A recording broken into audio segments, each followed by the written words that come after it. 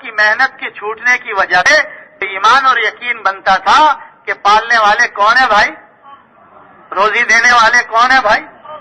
اللہ کے سوا کوئی کسی کو پال سکتا ہے، کوئی کسی کو روزی دے سکتا ہے؟ آدمی تھوڑا سا اس پر سوچے کہ عالم ارواح میں کس نے پالا تھا، عالم ارواح میں ماں کے پیٹ میں کس نے پالا، اور پھر اس دنیا میں آنے سے پہلے اللہ نے ماں کی چھاتیوں میں 2 نہریں دودھ کی جاری کر دی، ہاں جی، اور دودھ نکل رہا ہے اور بچے کی طبیعت کے مطابق ہے، اور آدمی کہتا ہے کہ ماں غذا کھا رہی ہے اس لیے دودھ بن رہا ہے، اور بچے کو کہتے ہیں یہ غذا تو باپ بھی کھاتا ہے، اس کے پستانوں میں دودھ کیوں نہیں آتا؟ کیوں بھائی، دودھ کون بتا ہے؟ اللہ کے سوا کوئی دودھ بنا سکتا ہے؟ اللہ بنانے والے ہیں۔ اور پھر جب اللہ دان دے دیتا ہے تو پھر ہاں جی، ہر کے دندان میں دیت وہ نان میں دیت، جو دان دیتا ہے وہ روٹی بھی دیتا ہے کھانے کے لیے، چبانے کے لیے، لیکن جب آدمی کچھ بڑا ہو جاتا ہے تو اب کہتا ہے میں کماؤں گا نہیں تو کھاؤں گا کہاں سے، میں کماؤں گا نہیں تو کھاؤں گا کہاں سے؟ اب آپ خود بتاؤ، قبر کی زندگی اس دنیا کی زندگی سے زیادہ ہے نا؟ ہاں کیوں بھائی، قبر میں کوئی کاروبار ہوگا؟ کون پالے گا؟ حشر کا دن 50,000 سال کا دن ہے دنیا کے اعتبار سے، وہاں ضرورتوں کو کون پورا کرے گا؟ الصراط 1500 سال کا راستہ ہے، اور پھر جنت اور دوزخ یہ ہمیشہ کی زندگیاں ہیں، جنت میں کون پالے گا بھائی؟ پالے گا نہیں، کہے گا مستیاں کرو، خواہشات پوری کرو، یہاں جو چاہتے ہو ملے گا۔ یہ تو اللہ پاک کا سودا ہے اپنے بندے سے کہ میرے بندے دنیا میں تھوڑی دیر تو میری مان لے، اور جب تو میرے پاس آئے گا تو جنت میں تیری ہمیشہ مانتا رہوں گا، دنیا میں تھوڑے سے وقت کے لیے تو میری مان لے، اور جب تو میرے پاس آئے گا تو میں تیری ہمیشہ مانتا رہوں گا، جنت میں جو کہے گا۔ بلکہ اللہ فرماتے ایک طرح کی خدائی تجھے دے دوں گا، جو تو چاہے گا وہ ہو جائے گا، جنت میں جو جنتی چاہے گا وہ ہو جائے گا۔ لیکن مسلمان آج کہتا ہے دین اور دین کی محنت میں لگے تو کھاؤں گا کہاں سے؟ تو آپ خود بتاؤ، ہم انسانیت کی کسی نہ کسی خدمت کے ذریعے سے اللہ ہمیں پال رہا ہے، روزی دے رہا ہے، ضرورتوں کو پورا کر رہا ہے۔ کوئی کپڑے بنا رہا ہے انسانوں کے لیے، کوئی جوتے بنا رہا ہے انسانوں کے لیے، کوئی گوشت بیچ رہا ہے انسانوں کے لیے، کوئی تیل بیچ رہا ہے انسانوں کے لیے، کوئی کیا کر رہا ہے انسانوں کے لیے، کوئی کیا کر رہا ہے۔ کیوں بھائی، اللہ پال رہے ہیں کہ نہیں پال رہے؟ اب آپ خود بتاؤ، انسانوں کی دنیا میں سب سے بڑی ضرورت کیا ہے؟ کیوں بھائی، سب سے بڑی ضرورت کیا ہے؟ روٹی ہے، کپڑا ہے، مکان ہے۔ سب سے بڑی ضرورت انسان کی ہدایت ہے۔ سب سے بڑی ضرورت کیا ہے بھائی؟ بھوکا مر جائے گا جہنم میں نہیں جائے گا، ننگا مر گیا سردی سے لگ گئی تھرتھرا کے مر گیا، کپڑے نہیں تھے، ہاں جی مکان نہیں تھا، مر کے جہنم میں نہیں جائے گا، بیماری سے مر گیا جہنم نہیں جائے گا کہ پیسے نہیں تھے علاج نہیں ہو سکا۔ لیکن اگر ہدایت کے بغیر مر گیا سیدھا کدھر جائے گا بھائی؟ سیدھا جہنم میں۔ اب بتاؤ، اللہ نے نبیوں کو ہدایت والی محنت کے ذریعے سے پالا، سید الانبیاء صلی اللہ علیہ وسلم کو اس ہدایت والی محنت کے ذریعے سے پالا، تو جو بات میں بھی لگتے گئے اللہ نے اس محنت سے ان کو پالا، اللہ نے عافیت کی روزی دی، اللہ نے چین۔ دیکھو بھائی، اللہ ساری زندگی کی روزی ایک سال میں دے سکتا ہے کہ نہیں دے سکتا؟ اور ایک سال کی روزی اللہ ایک مہینے میں دے سکتا ہے کہ نہیں دے سکتا؟ اور ایک مہینے کی روزی اللہ ایک دن میں، اور ایک دن کی روزی اللہ ایک گھنٹے میں دے۔ بھٹکے ہوئے مسافر جو صحرا میں بھٹک گیا اور اس کو پیاس لگی ہے اور پانی کی تلاش میں مارا پھر رہا ہے، تو دوپہر کے وقت میں صحرا کے اندر ریت ایسے چمکتی ہوئی نظر آتی ہے جیسے پانی ہوتا ہے۔ تو یہ پیاس تو اس کو لگی ہوتی ہے اور یہ پانی کی تلاش میں پھر رہا ہے، اور اس کو آنکھ دکھاتی ہے وہ جو سامنے ہے وہ پانی ہے، اور یہ دوڑتا ہے، بڑی مشقت سے وہاں پہنچتا ہے، تو بجائے پانی کے وہاں ریت پڑی ہوئی ہے پانی کا ایک قطرہ. تو انسان کی یہ آنکھ اس کو دھوکے میں ڈالتی ہے، ملک کا نقشہ دکھا کر، مال کا نقشہ دکھا کر، چیزوں کا نقشہ دکھا کر کہ ان چیزوں سے تیری زندگی بن جائے گی، تجھے عزت ملے گی، تجھے چین ملے گا، سکون ملے گا، اطمینان ملے گا، راحت ملے گی. انسان کو اس کی آنکھ دھوکے میں ڈالتی ہے. تو جب وہ وہاں پہنچتا ہے پانی ملتا نہیں ہے، پیاس میں اور شدت آ جاتی ہے، تو آنکھ اس کو چھوڑتی نہیں ہے. اس حال میں بھی وہ کہتی ہے یہاں تو پانی نہیں تھا، وہ جو سامنے چمکدار چیز ہے وہ پانی ہے. تو یہ دوڑتا ہے کیونکہ پیاس تو لگی ہوئی ہوتی ہے، طلب تو اس کے اندر ہوتی ہے. جب وہ وہاں پہنچتا ہے تو وہاں بھی ریت پڑی چمک رہی ہے، پانی کا ایک قطرہ. اللہ پاک نے یہ مثال دے کے سمجھایا جیسے یہ صحرا کا بھٹکا ہوا مسافر، ایک قطرہ پانی اس کو نہیں ملتا اور اسی دوڑ دوڑ کے اندر اپنی جان دے دیتا ہے، مر جاتا ہے. اور میں جو اللہ کے غیر سے، اللہ کے دین کے بغیر فائدہ حاصل کرنے میں لگا ہوا ہے، وہ بھی ایسی سرگردان ہے، پھر رہا ہے، اس کو بھی وہاں سے کامیابی مل نہیں سکتی. حتیٰ کہ وہ اسی حالت میں دنیا سے جب اسرائیل کو دیکھتا ہے تو پھر پکارتا ہے یہ اللہ بس اب میں نے دیکھ لیا اور اب میرے سامنے بات آ گئی، یہ اللہ تھوڑی سی مہلت دے دے کہ میرے کوئی کام آ جائے، کوئی عمل میرے آخرت میں کام آ جائے.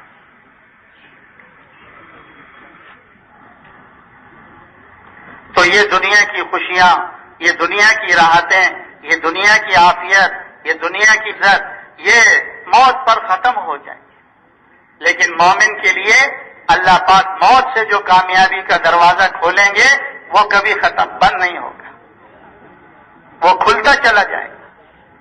کہتے جب مومن کا وقت آتا ہے تو اللہ تبارک و تعالی اسرائیل علیہ الصلوۃ والسلام کو بھیجتے ہیں، اور اسرائیل علیہ الصلوۃ والسلام 500 فرشتوں کے ساتھ اس مبارک انسان کی روح کو لینے کے لیے آتے ہیں.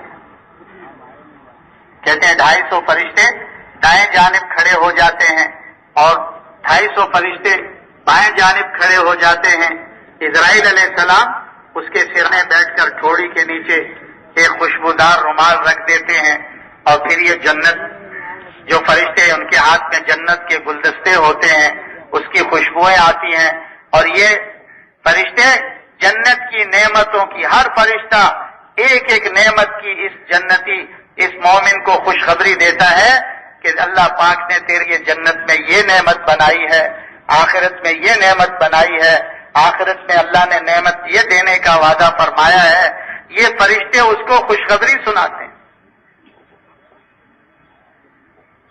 تو اس کی روح اس کے جسم میں پھڑکتی ہے کہ میں جلدی سے اس قفس سے نکل جاؤں، اس پنجرے سے نکل جاؤں. جیسے پرندہ ہوتا ہے پنجرے میں بند ہوتا ہے تو پنجرے کا دروازہ کھول دو پھر کر کے نکل جاتا ہے.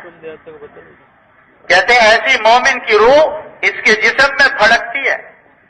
اور اسرائیل علیہ الصلوۃ والسلام بڑے آرام سے ٹھوڑی کے نیچے رومال رکھا، ساری روح جسم سے سمٹ کر اس رومال میں آ جاتی ہے بغیر کسی مشقت اور تکلیف کے.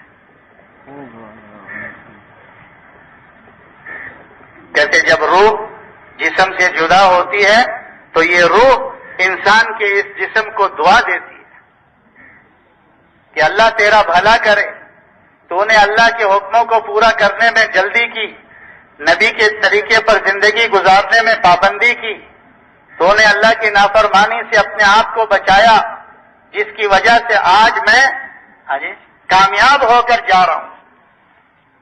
انسان کی روح اس کے جسم کو دعا دیتی ہے کہ اللہ تیرا بھلا کرے کہ تو نے اپنے آپ کو بھی آگ سے بچایا اور مجھے بھی آگ سے بچایا.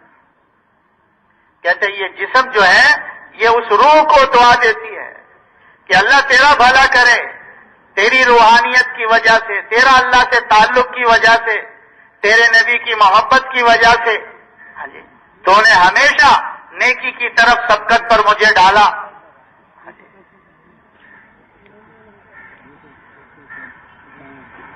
اللہ تیرا بھلا کرے کہ تو نے اپنے آپ کو بھی جہنم سے بچایا اور مجھے بھی جہنم سے بچایا. تو روح جسم کو دعا دیتی ہے، جسم روح کو دعا دیتی ہے. کہتے جب روح جسم سے نکال لی جاتی ہے، اب یہ جو آئے ہوئے فرشتے ہیں ہر ایک اس میں سے یہ چاہتا ہے کہ میں اس مبارک انسان کی روح کو لے کر اللہ کی بارگاہ میں حاضر ہوں، کہ اس کی وجہ سے جو رحمتیں نازل ہو رہی ہیں وہ رحمتیں مجھ پر بھی پڑیں، وہ اللہ کی نظر کرم مجھ پر بھی پڑے. ہر فرشتہ اس کی کوشش کرتا ہے. کہتے جب آسمانوں میں لے جائے تھے، پہلے آسمان کے دروازے پر دستک دی جاتی ہے، ہاں جی، تو اوپر سے آواز آتی ہے، کون ہے؟ کہا فلاں کا بیٹا فلاں ہے. کہا ہاں یہی دروازے ہیں جس سے اس کے اعمال اللہ تک پہنچتے تھے. دروازہ کھل جاتا ہے اور 70,000 فرشتوں کے ساتھ جبرائیل علیہ السلام اس مبارک انسان کی روح کے استقبال میں کھڑے ہوتے ہیں. ایسے ساتوں آسمان تک. اور پھر اللہ تبارک و تعالیٰ فرماتے ہیں میرے اس مبارک بندے کے روح کو اعلیٰ علیین کے ساتھ رکھ دو، نیکوں کی روحوں کے ساتھ رکھ دو، جنتیوں کی روحوں کے ساتھ. اور یہاں عزیز رشتہ دار اس کے کیا، اس کے غسل دینے میں، اس کی جو ہے کفن پہنانے میں، اس کے جنازے میں، اس میں لگ جاتے ہیں. فرماتے ہیں فرشتے اس سے پہلے اس کو غسل دے دیتے ہیں، جنت کا کفن پہنا دیتے ہیں، اس کی نماز جنازہ میں شامل ہوتے ہیں. اور پھر جب قبر میں اتارا جاتا ہے تو قبر اس کو کہتی ہے مرحبا اہلن و سہلن، کہ تیرا آنا مبارک ہو. جتنے لوگ مجھ پر چلتے تھے ان سب میں تو مجھے پسند تھا، آج میرے پیٹ میں آیا ہے تو میرے بہترین سلوک کو بھی دیکھے گا. کہتے قبر اتنی کھل جاتی ہے جتنی منتہا نظر تک، جتنی اس مردے کی نگاہ کام کرتی ہے، اللہ پاک اتنی اس کی قبر کو کشادہ فرما دے.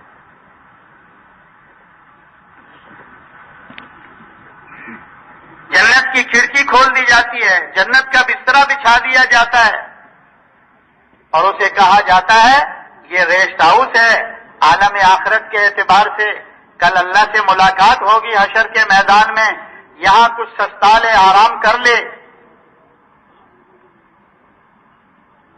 اس کو کہا جاتا ہے نوم کا نومت العروس، ایسے سو جا جیسے پہلے رات کی دلہن سوتی ہے. کیا مقصد؟ دلہن کو اس کا محبوب ہی آ کر اس کو جگاتا ہے، اس کے علاوہ اور کوئی نہیں جگاتا. کہتے ایسی اس مومن کو قیامت کے دن اللہ پاک ہی قبر سے اٹھائیں گے. جو اللہ انسان کا محبوب، مومن کا محبوب اللہ کی ذات. کہتے جب قبر سے اٹھایا جائے گا تو چہرہ چوری رات کے چاند کی طرح چمکتا ہوگا، اللہ کی تعریف کرتے ہوئے یہ کھڑا ہوگا. اور اللہ تبارک و تعالی قیامت کے دن عرش کے سائے کے نیچے جگہ عطا فرمائیں گے، نور کے ممبروں پر بٹھائیں گے، مشک اور عنبر کے ٹیلوں پر سیر کروائیں گے، حساب کتاب میں آسانی والا معاملہ فرمائیں گے. اور نام اعمال دائیں ہاتھ میں دے کر فرشتوں کو فرمائیں گے کہ میرے بندے کو میرے مہمان خانے جنت تک پہنچا دو، پل صراط کی گھاٹی پار کروا دو. فرشتے لے کر چلیں گے. پل صراط جو 1500 سال کا راستہ ہے، جہنم پر بچھا ہوا ہے، بال سے باریک، تلوار سے تیز، پانی زیادہ نرم، ہر انسان کو اس پر سے گزرنا پڑے گا. کہتے فرشتے لے کر چلیں گے، پہلا قدم رکھتے ہی دوسرا قدم اس کے پار ہوگا، پلک جھپکتے ہی اللہ پاک پل صراط کی گھاٹی سے پار کروا. اور پھر اللہ پاک جب فرشتے جنت کے دروازے پر پہنچا دیں گے کہ اے ولی اللہ، اے اللہ کے دوست، یہ اللہ کا مہمان خانہ ہے، داخل ہو جا. یہ اللہ کا مہمان خانہ ہے. کہتے جنت میں یہ اعلان ہوں گے کہ آج جنت میں جو جنتی آ گیا ہمیشہ کی زندگی ہے، یہاں کبھی موت نہیں آئے گی، ہمیشہ کی جوانی ہے، یہاں کبھی بڑھاپا نہیں آئے گا، ہمیشہ کی راحت ہے، ہمیشہ کی نعمتیں ہیں، ہمیشہ کی صحت ہے، کبھی بیماری نہیں آئے گی۔ کبھی ان نعمتوں کو جو برتنے کے لیے دی جا رہی ہیں، کھانے کی، پینے کی، پہننے کی، رہنے کی، سواریوں کی، ان نعمتوں میں کمی نہیں ہوگی۔ دن بہ دن اللہ پاک ان نعمتوں کو بڑھاتے چلے جائیں۔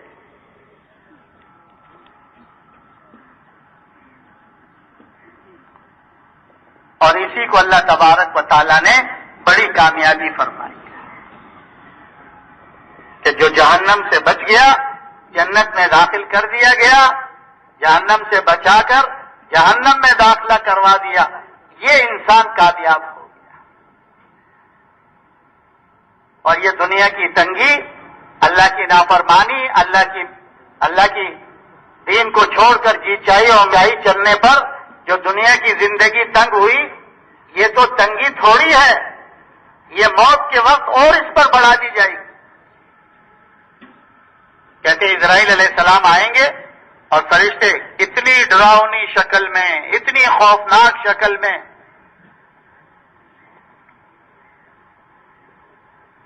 حضرت اسرائیل علیہ السلام کی دوستی تھی حضرت ابراہیم علیہ السلام کے ساتھ، تو ایک دن پوچھ لیا کہ مومن کی روح کو کیسے نکالتے ہیں۔ انہوں نے اپنی شکل بنائی، انہوں نے دیکھا، پھر اصرار کیا کہ بھائی مجھے وہ شکل بھی دکھا دو کہ جس سے تم اللہ کے نافرمان کی روح کو نکالتے۔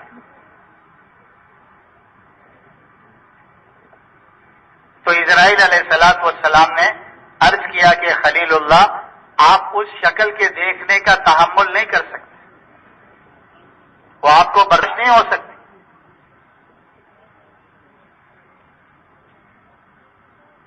لیکن اصرار کیا تو انہوں نے کہا چہرہ اس طرف پھیریں۔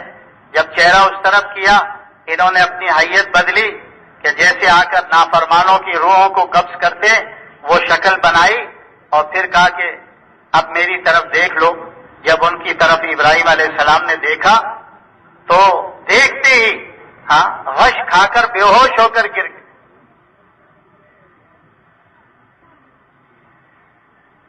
جب افاقہ ہوا، ہوش میں آئے تو ابراہیم علیہ السلام نے فرمایا دوست، اے اسرائیل، اس نیک انسان کو جس شکل میں آ کر تم اس کی روح لے جاتے ہو، اگر اس کے عمل کا اور کوئی بدلہ نہ دیا جائے، صرف تیری شکل دکھا دی جائے، اس کی نیکیوں کا بدلہ ہو جائے گا۔ اور اگر اس نافرمان کو جس شکل میں آ کر آپ اس کی روح قبض کرتے ہیں، اگر وہ صرف شکل ہی تمہاری دیکھ لے تو اس کے لیے اس کے گناہوں کی یہی سزا کافی ہے۔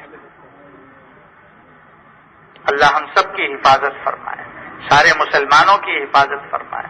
ہم سب نے مرنا ہے، سب نے قبر میں جانا ہے، سب نے اسرائیل کو دیکھنا ہے۔ اللہ ہم سب کا ایمان پر خاتمہ فرمائے، کلمے کے ساتھ دنیا سے جائیں۔ تو یہ دنیا موت کے وقت یہ تنگی بڑھ جاتی ہے، اس کی روح کو تڑپا تڑپا کے نکالا جاتا ہے۔ آتا ہے ایک زندہ چڑیا کو سلاخ میں پرو کر زندہ آگ پر کباب کیا جائے، اس کو جتنی تکلیف ہوتی ہے اس سے زیادہ اس انسان کو تکلیف ہوتی ہے۔ یا ایک انسان کے جسم پر 1000 تلوار کے وار کیے جائیں، جتنی تکلیف اس کو ہوتی ہے اس سے زیادہ اس کو ہوتی ہے جس کو موت کے وقت اس کی روح کو قبض کیا جائے۔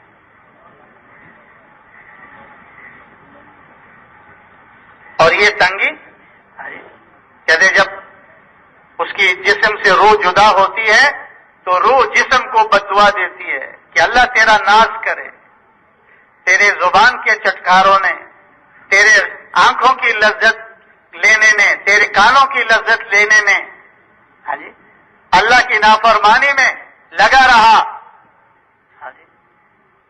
اللہ تجھے برباد کرے۔ کہتے روح اس بدبخت انسان اس کی جسم کو بددعا دیتی، اور یہ جسم اس روح کو بتوا دیتی ہے کہ تیرا نفس ہو، سوار تو تھا، میں تو سواری تھی، تو جس طرف کھینچتا تھا میں کھینچتا چلا جاتا تھا۔ تو روح جسم کو بتوا دیتی ہے، جسم روح کو بتوا دیتی ہے۔ اور پھر آسمان کی طرف لے جاتے ہیں تو آواز آتی ہے کہ اس کے لیے دروازے نہیں کھل سکتے، پھینک دو اس کی روح کو اصحاب سجین، جہنم والوں کی روحوں کی طرف۔ اور یا رشتے دار کفن دفن میں لگ جاتے ہیں، پہلے ہی جہنم کے پانی سے جہنم کا کفن اس کو پہنا دیا جاتا ہے، اور جب قبر میں اتارا جاتا ہے تو قبر اس انسان کو کہتی ہے تیرا آنا نامبارک ہو، جتنے لوگ مجھ پر چلتے تھے ان سب میں تو مجھے ناپسند تھا، آج میرے پیٹ میں آیا ہے تو میرے سلوک کو دیکھے گا۔ کہتے موت کے وقت تنگی بڑھی، قبر میں اس سے زیادہ تنگی ہو جائے گی کہ اس کی پسلیاں دائیں کی بائیں، بائیں کے دائیں ایک دوسرے میں گھس جائیں گی، 99 اژدہا اس پر مسلط ہو جائیں گے۔ جہنم کی کھڑکی کھول دی جائے گی، جہنم کی آگ کا بستر اس کے نیچے لگا دیا جائے گا، اور پھر حشر کے دن جب اللہ پاک اس کو اٹھائیں گے تو ہائے شرمندگی، ہائے افسوس کے نعرے لگا رہا ہوگا، اور اللہ پاک اس کو قیامت کے دن سورج کے نیچے کھڑا کریں گے، سوا نیزے پر سورج ہوگا، ہر انسان اپنے گناہوں کے بقدر اپنے اپنے پسینے میں ڈوبا ہوا۔ کہتے ہیں قیامت کے دن انسان افسوس پر اتنا روئے گا، اتنا روئے گا کہ اس کے آنسوؤں میں کشتیاں چل پڑیں گی، لیکن اس کا وہ رونا اللہ کو پسند نہیں آئے گا۔ کہتے ہیں کہ اگر دنیا میں اللہ کے خوف سے اس انسان کی آنکھوں میں سے 2 قطرے آنسوؤں کے گر جائے، یہ 2 آنسوؤں کے قطرے جہنم کی آگ کو بجھانے کے لیے کافی ہے۔ قیامت کے دن یہ روئے گا، کشتیاں چل پڑیں گی، پانی کے آنسو ختم ہو جائیں گے، خون کے آنسو روئے گا، خون کے آنسوؤں میں بھی کشتیاں چل پڑیں گی، خون کے آنسو ختم ہو جائیں گے، پیپ کے آنسو روئے گا، ان پیپ کے آنسوؤں میں بھی۔ اس لیے فرماتے ہیں کہ اللہ پاک اپنے بندوں پر 2 فکریں جمع نہیں کرتے۔ جو دنیا میں فکر مند تھا اللہ اس کو آخرت میں بے فکری نصیب فرماتے ہیں، جو دنیا میں بے فکر تھا اللہ اس کو آخرت میں فکر اور غم کے اندر ڈالتے۔ حساب کتاب کی سختی ہوگی، زندگی کیسے گزاری تھی، جوانی کی طاقت کہاں لگائی، اپنے علم پر کیا عمل کیا، مال کیسے کمایا، کیسے خرچ کیا، اس وقت تک اس کے قدم زمین نہیں چھوڑے گی جب تک کہ ان سوالوں کا جواب اللہ کو نہیں دے۔ سینہ چیر کر، بایاں ہاتھ اس کے سینے سے نکال کر پیٹھ کے پیچھے سے اس کی کتاب کو رکھا جائے گا اس کے اوپر، اور فرشتوں کو اللہ فرمائیں گے کھینچو اس بدبخت انسان کو جہنم کی طرف۔ جب پل صراط پر اس کو کھینچیں گے تو وہ ٹکڑے ٹکڑے ہو کر جہنم کی وادی میں پہنچ جائیں گے۔ جہنم کیا ہے؟ اللہ کا قید خانہ ہے، اللہ نے اپنے نافرمان بندوں اور بندیوں کے لیے بنایا۔ جیسے انسان دنیا میں جنت کی نعمتوں کا تصور نہیں کر سکتا، حدیث شریف کا مفہوم ہے ما لا عین رأت ولا اذن سمعت ولا خطر علی قلب بشر، کہ جنت کی ایسی نعمتیں ہیں کسی آنکھ نے دیکھی نہیں، کسی کان نے سنے نہیں، کسی کے دل پر خیال بھی نہیں گزرا، ایسی نعمتیں جنت میں ہیں۔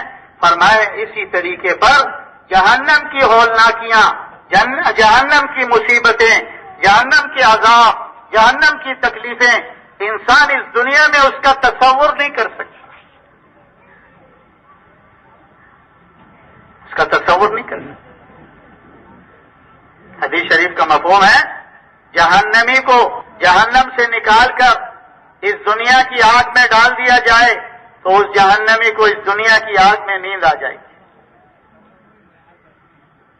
جہنم کی آگ اس دنیا کی آگ سے 70 گنا تیز ہے. اس جہنمی کو اس دنیا کی آگ میں نیند آ جائے گی. کوئی بہادر ہے جو ایک چنگاری ایک انگارہ اپنے ہتھیلی پر رکھ کر دکھائے، ہاتھ پر رکھ کر دکھائے، کیسی جلن ہوتی ہے، کیسا جلتا ہے، کیسی تکلیف ہوتی ہے.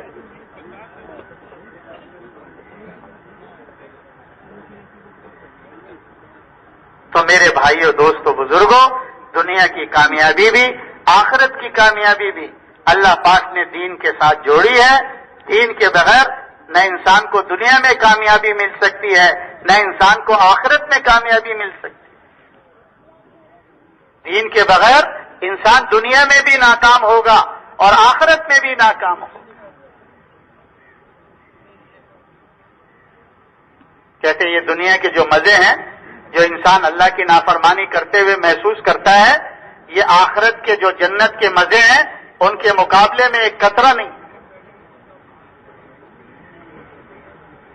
دنیا کے مزہ قطرہ ہے، آخرت کے مزے جو جنت میں اللہ عطا فرمائیں گے وہ سمندروں کے حساب سے ہے. اور یہ اللہ کی حکموں کو پورا کرنے پر، اللہ کی اطاعت پر، فرما برداری پر جو مشقت آتی ہے، جو تکلیف آتی ہے، یہ قطرہ ہے. جو اللہ کی نامانی پر، اللہ کی حکم و دلی پر جو سزا جہنم میں ملنے والی ہے وہ سمندروں کے برابر ہے. تو کون عقل مند ہے کہ جو قطرے کی وجہ سے سمندروں بھری نعمتوں کو اور جو ہے لذتوں کو چھوڑ دے اور دنیا کی قطرے بھر تکلیف کو برداشت کرنے کی بجائے جہنم کی سمندروں برابر تکلیفوں اور مشقتوں کو اپنے سر ڈال لے. اس کو عقل مند کہتے ہیں. یہ انسان تو بے وقوف ہے. تو میرے بھائیوں دوستوں بزرگوں، دین کے سوا اگر انسان کو نظر آ رہا ہے یہ انسان کا دھوکہ ہے، آنکھ کی دھوکہ ہے. اس دھوکے سے نکالنے کے لیے اللہ پاک نے نبیوں کو بھیجا، کیونکہ اللہ پاک اپنے بندوں پر مہربان ہے، رحیم ہے، کریم ہے. وہ نہیں چاہتے کہ میرے بندے نقصان میں چلے جائیں. اس لیے اللہ پاک نے ہر زمانے میں اپنے برگزیدہ بندے نبیوں کو بھیجا اور نبیوں نے آ کر انسانوں کو یہی بات بتائی، یا قوم اعبدوا اللہ ما لکم من الہ غیرہ. اے میری قوم، اللہ کی بندگی کرو. کیا مانا؟ اللہ کے دین کے مطابق زندگی گزارو، اللہ کے احکامات کو پورا کرو. ہاں، اس لیے کہ اس کے علاوہ کوئی کاموں کے بنانے والا نہیں ہے. کارساز، حاجت روا، مشکل کشا ایک اللہ کی ذات ہے. ہمارے اور آپ کے نبی نے آ کر بھی، چونکہ پہلے نبیوں کی دائرہ نبوت محدود ہوتا تھا، اللہ اس نبی کو کسی قوم کے لیے، کسی علاقے کے لیے، کسی بستی والے کے لیے، کسی شعبے والے کے لیے، کسی جو ہے زبان والے کے لیے اللہ پاک ان کو بھیجتے تھے. لیکن ہمارے اور آپ کے نبی حضرت محمد صلی اللہ علیہ وسلم کو اللہ نے سارے عالم کے لیے، قیامت تک کے زمانے کے لیے اللہ پاک نے نبی اور رسول بنا کر بھیجا. آپ نے پہلے دن سے ہی انسان کو اس دھوکے سے نکالنے کے لیے یہ اعلان کیا، یا ایھا الناس قولوا لا الہ الا اللہ تفلحوا. اے قیامت تک کیا، اے انسانوں، قیامت تک کے آنے والی نسلوں، اے عالم بھر کے انسانوں اور قیامت تک کے آنے والی نسلوں، لا الہ الا اللہ کا یقین کر لو کہ زندگی اللہ بناتے ہیں، کامیابی اللہ دیتے ہیں، سب کچھ اللہ کی طرف سے ہے. ہاں، اللہ کے بغیر کچھ نہیں کر سکتا، کرنے والا اللہ ہے. اس بات کا یقین اپنے دل میں اتار لو اور اسی کے مطابق اپنی زندگی گزارو. کلمے کے نیچے زندگی گزارو. کلمے کے نیچے زندگی گزارنا کیا؟ جو اللہ نے احکامات دیے ہیں اس کے مطابق چلو. تفلحون، اللہ پاک تمہیں دنیا اور آخرت میں کامیاب کرے. دنیا کی کامیابی بھی، آخرت کی کامیابی تفلحون. تو میرے بھائیوں دوستوں بزرگوں، دین کہتے کس کو ہے؟ اللہ نے انسان کو جو سر سے لے کر پیر تک کا یہ جسم دیا ہے، اس کے متعلق اس میں مختلف قسم کے اللہ نے اعضاء جوارح بنائے. آنکھ ایک عضو ہے، کان ایک عضو ہے، زبان ایک عضو ہے، ہاتھ پیر عضو ہے. سر سے لے کر پیر تک کے جسم میں اللہ پاک نے مختلف اعضاء و جوارح بنائے ہیں. ان کے متعلق اللہ نے احکام دیے ہیں، دین دیا ہے، ان کے استعمال کا اللہ نے طریقہ بتایا ہے، پابند بنایا ہے. یہ نہیں کہ انسان دنیا میں شتر بے مہار کی طرح زندگی گزارے کہ بس جیسے میرا جی چاہے گا ویسے اپنے جسم کو استعمال کروں گا، جیسے میرا جی چاہے گا لکھوں گا، جیسے میرا جی چاہے گا بولوں گا، جیسے میرا جی چاہے گا چلوں گا. اللہ نے انسان کو پابند بنایا ہے، اس پابندی سے چلنا اس کا نام دین ہے. اللہ نے قرآن کریم کے اندر حضور صلی اللہ علیہ وسلم کو حکم دے کر فرمایا، قل للمؤمنین یغضوا من ابصارهم ویحفظوا فروجهم. اے پیغمبر، ان مومن مردوں کو حکم کیجئے کہ راستہ چلتے ہوئے اپنی نگاہوں کی حفاظت کرو. کیا مانا؟ اللہ کی حرام کردہ چیزوں کو نہ دیکھو اور پاکیزہ زندگی گزارو. اپنے آپ کو گندگی میں ملوث مت کرو، غلط جگہ اپنی خواہش کو پورا نہ کرو، غلط طریقے سے پورا نہ کرو. اب اگر انسان وہ دیکھ رہا ہے جس کا رب حکم دے رہا ہے، یہی دین ہے. اور اگر انسان وہ دیکھ رہا ہے جس سے رب نے، مالک نے اور خالق نے روکا ہے، یہی بے دینی ہے. کانوں سے متعلق جو اللہ کے احکامات ہیں کہ اس سے کیا سننا ہے کیا نہیں سننا. زبان سے متعلق اللہ کے احکامات ہیں، زبان سے بولنا ہے کیا نہیں بولنا، ہاتھوں سے کیا پکڑنا ہے، پیروں سے کہاں چلنا ہے کہاں نہیں چلنا. تو سر سے لے کر پیر تک کے جسم کو اللہ کے احکامات نبی کے طریقے سے استعمال کرنا، یہ دین کہلاتا ہے. اور اس کو اپنی جی چاہی اور منچائی سے استعمال کرنا، یہی بے دینی ہے. تو انسان یا تو دین پر چل رہا ہے یا بے دینی پر چل رہا ہے، درمیان میں اور کوئی چیز نہیں ہے. اس کا دیکھنا دین بن رہا ہے یا بے دینی بن رہی ہے، اس کا سننا دین بن رہا ہے یا بے دینی بن رہی ہے، اس کا بولنا دین بن رہا ہے یا اس کی بولنے کو بے دینی بن رہی ہے، اس کا پکڑنا دین بن رہا ہے یا بے دینی بن رہی ہے، اس کا چلنا دین بن رہا ہے یا بے دینی بن رہی ہے. تو اگر اس کے جسم کے ہاتھ کا استعمال اللہ کے حکم نبی کے طریقے سے ہو رہا ہے تو یہ دین ہے، اور اگر اپنی مرضی سے ہو رہا ہے یہ بے دینی ہے. تو اب یہ دین انسانوں کی زندگی میں کیسے آتا ہے؟ اللہ نے دین کو محنت کے ساتھ جوڑا ہے. کس کے ساتھ جوڑا ہے میرے بھائیوں؟ محنت کے ساتھ جوڑا ہے. قرآن کریم میں اللہ پاک ارشاد فرما رہے ہیں، والذین جاہدوا فینا لنہدینہم سبلنا وان اللہ لمع المحسنین. یعنی جو اللہ کے دین کے لیے جان و مال سے کوشش اور محنت کرتے ہیں، اللہ پاک ارشاد فرما رہے ہیں ان کو ہم ضرور ہدایت کے راستوں پہ ڈالیں گے، ان کو ہدایت دیں گے. یعنی دین پر چلنے کے لیے ہدایت کی روشنی کی ضرورت ہے.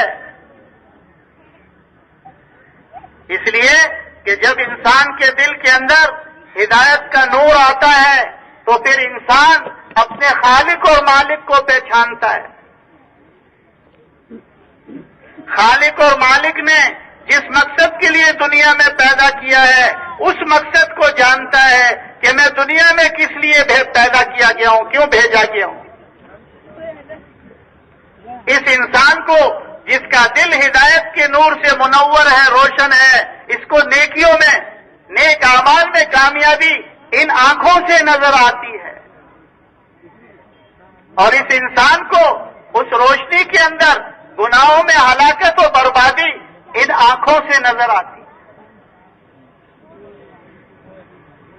کہتے اگر دل کے اندر ہدایت کا نور نہ ہو تو یہ انسان ایسی زندگی گزارتا ہے جیسے جانور ہوتے، جیسے جانور ہوتے۔